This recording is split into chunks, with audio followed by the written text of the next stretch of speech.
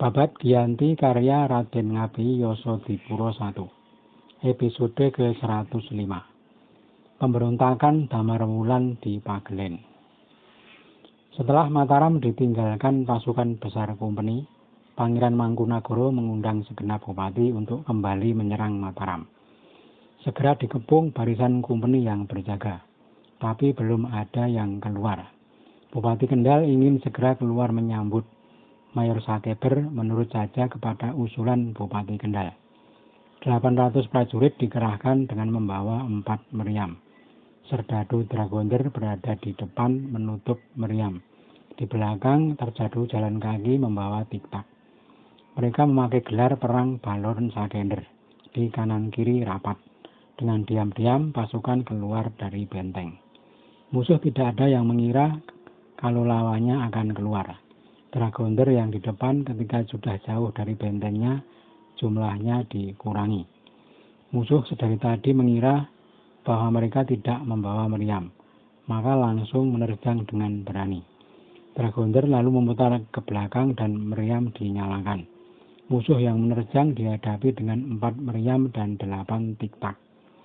Musuh banyak yang terkena luka bakar, rusak mayatnya, dan kuda-kuda banyak yang terbelah. Serangan meriam membuat pasukan Mangkunagaran lari menjauh. Dalam perang seharian tidak ada perubahan gelar perang. Pasukan Mangkunagaran tak dapat menahan lalu mundur karena malam datang. Pasukan Kompeni tak satupun yang tewas. Hanya seorang operator meriam yang terluka, tapi tidak mati. Pangeran Mangkunagara agak lama berhenti, lalu mundur ke Tanah Pajang. Di desa Lusah mereka bermarkas. Para tumenggung disuruh untuk selalu mengganggu pasukan di Mataram. Sehari-hari pasukan Mangkunagaran selalu menyerang, tapi Kompeni selalu bisa memukul balik. Akhirnya semua mundur ke Tanah Pajang. Pangeran Puruboyo dan pasukannya bermarkas di Pareguk, desa sebelah selatan Tembayat. Ganti cerita, di Pagelen ada seorang pemberontak mandiri yang bernama Damarwulan. Sudah banyak pengikutnya dan berani melawan 3 tumenggung dari Tegal yang menjaga markas. Ketiga tumenggung sekalian kalah dan pasukannya rusak. Lalu ada seorang kapten yang maju memukul Damarwulan di markas mereka di Purwogondo. Kapten bersama tumenggung Arung Pinang yang datang membantu. Sementara 3 tumenggung Tegal disuruh menjaga markas.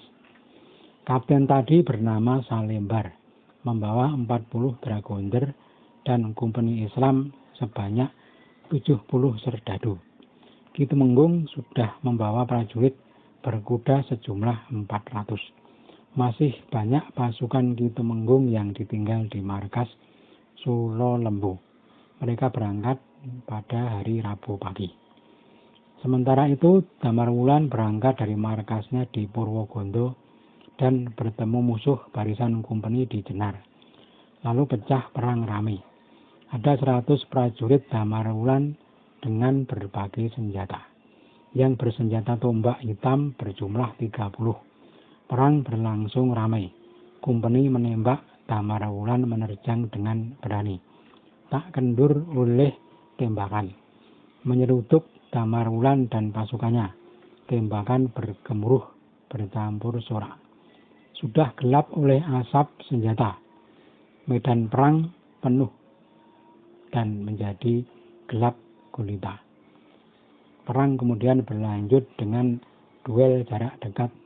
Damarwulan andai mau membunuh Kompeni, pasti banyak yang mati.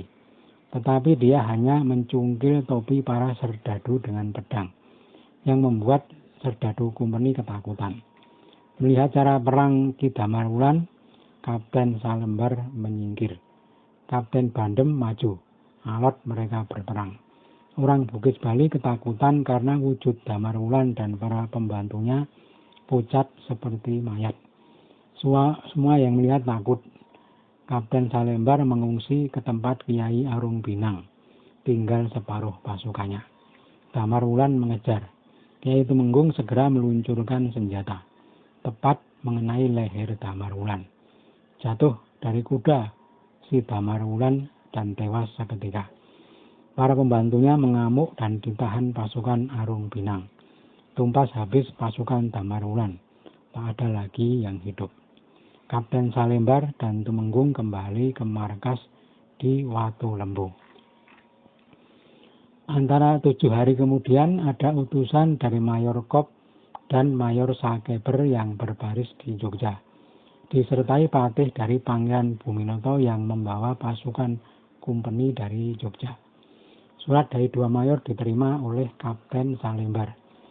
Isinya 2 mayor menyuruh Kapten Salembar memukul seorang pemberontak di Gunung Lanang, namanya Mas Angger. Ki Mas Angger mengangkat diri sebagai raja dan bertakhta di Gunung Lanang. Segera Kapten Salembar berunding dengan rekannya, yakni Tumenggung Arung Pinang yang pemberani.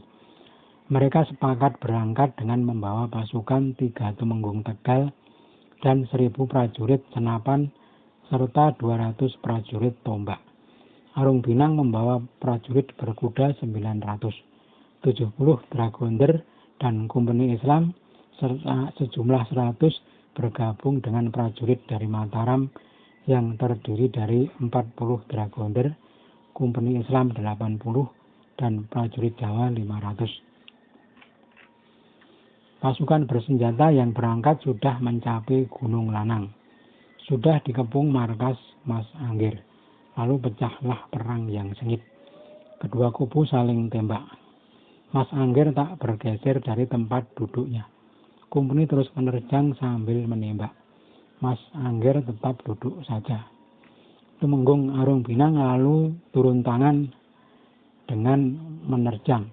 Pembantu Mas Angger yang memukul beduk diserang senjata. Jatuh memeluk tabuh beduknya. Mas Angger lalu berdiri, tetapi segera ditembak oleh Kiai Arung Pinang. Terkena dadanya dan jatuh seketika. Setelah kejang-kejang beberapa saat, lalu tewas. Para punggawa dan mantrinya hendak berbela mati. Ditahan dengan tembakan oleh kumpeni. Mati bergelimpangan.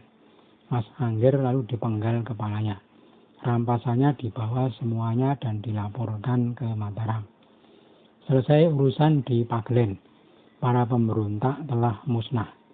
Kapten Kop, Mayor Sakeber, dan Kanjeng Pangeran Buminoto sangat bersuka cita. Tidak lama kemudian, kumpeni merotasi komandan di Pagelen. Kapten Salembar ditarik ke Betawi menjadi mayor. Letnan Poster menggantikan Salembar dengan pangkat kapten.